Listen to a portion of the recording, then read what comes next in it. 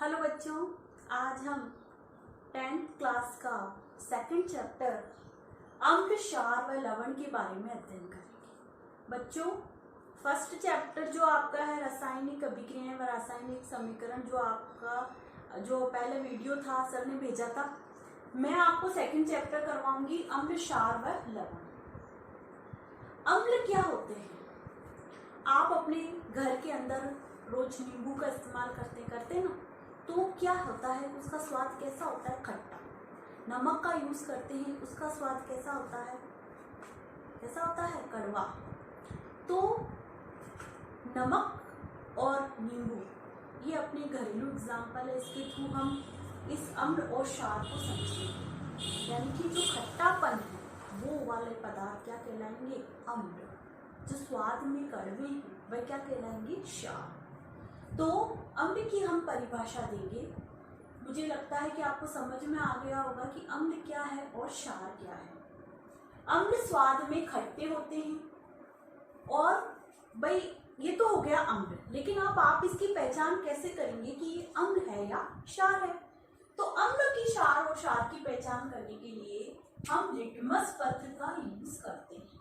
किसका यूज करते हैं? लिटमस पत्र का। ये एक पेपर नुमा चीज होती है जिसके ऊपर उस अम्ल या क्षार की एक बूंद डालते हैं, जिससे वो अपना रंग बदलता है, और उस रंग बदलने से ही हमें ये पता चलता है कि ये अम्ल है या क्षार। तो बच्चों, अम्ल क्या होते हैं? स्वाद में खट्टे होते हैं। ये नीले लिटमस पत्र को लाल कर देते हैं। कैसा कर देते हैं? लाल कर देते हैं। नीले लिटमस पत्र को लाल कर देते हैं। क्षार जो होते हैं वो स्वाद में कड़वे होते हैं। अभी इसी लिटमस पत्र पर हम जब क्षार की एक या दो बूंद डालेंगे तो वह अपना रंग परिवर्तित करेगा। यानी कि क्षार जो होते हैं वो लाल लिटमस पत्र को नीला कर देते हैं। अब आता है कि ये लिटमस क्या है? ये इंडिकेटर है। इंडिकेटर का मतलब ये सूचक है। ये हमें ये बताता है कि जो हम पदार्थ ले रहे हैं वो अम्ल है या क्षार है। अब इसकी खोज कैसे हुई है, कहां से प्राप्त हुआ? तो थैलोफाइटा समूह के लीचेन पौधे से इसे निकाला गया है। बच्चों, पौधों को, प्लांट्स की अगर वर्गीकरण की बात करेंगे, अब आप अगली कक्षाओं में पढ़ेंगे, वैसे 9th क्लास में है, ब्रायोफाइटा, टेरिडोफाइटा, जिम्नोस्पर्म, एंजियोस्पर्म अपन ने पढ़े थे, आपको याद होता। उसी का एक पार्ट है थैलोफाइटा, उसके लीचेन पौधे से निकाला गया है। इसे सूचक के रूप में, इसी तरीके इंडिकेटर के रूप में हम हल्दी को काम में लेते हैं, लाल पत्ता गोभी को काम में लेते हैं, पेटूनिया को काम में लेते हैं, और जेरानियम, इन सबको अपन काम में लेते हैं इंडिकेटर के रूप में। ये इंडिकेटर के रूप में काम आते हैं कि ये जो पदार्थ है वो अम्ल है या क्षार है, ये सूचक हमें बताते हैं। जब आप घरों में देखते हो कि हल्दी का जब दाग हो जाता है, जैसे ही साबुन से उसे धोते हो तो वो दाग लाल कलर का हो जाता है, यानी कि वो किसका सूचक है? कि ये बेस साबुन क्या है? क्षार है। ठीक है, तो ये है अम्ल और क्षार की परिभाषा हमने। तो अम्ल और क्षार की परिभाषा हमने देखी कि अम्ल क्या होते हैं, क्षार क्या होते हैं। अब लवण क्या होते हैं?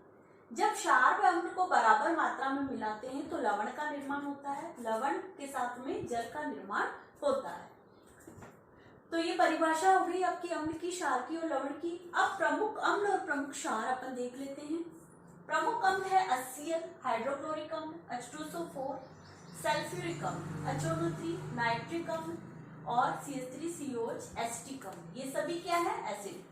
बेस यानी क्षार कौन कौन से हैं? अन्य और sodium hydroxide, calcium hydroxide, potassium hydroxide, magnesium hydroxide. ये सभी क्या है? क्षार। तो आपको याद रखने पड़ेंगे कि प्रमुख अम्ल कौन से हैं, प्रमुख क्षार कौन से। एक बार वापस रिवाइज करवा रही हूँ। अम्ल क्या होते हैं? स्वाद में खट्टे होते हैं। क्षार क्या होते हैं? कड़वे होते हैं। दोनों को मिलाकर क्या बनता है? लवण बनता है। और प्रमुख अम्ल क्या है? HCl, हाइड्रोक्लोरिक अम्ल, सल्फ्यूरिक अम्ल, नाइट्रिक अम्ल और एसिटिक अम्ल। और प्रमुख क्षार कौन से हैं? Sodium hydroxide, calcium hydroxide, potassium hydroxide और मैग्नीशियम हाइड्रोक्साइड।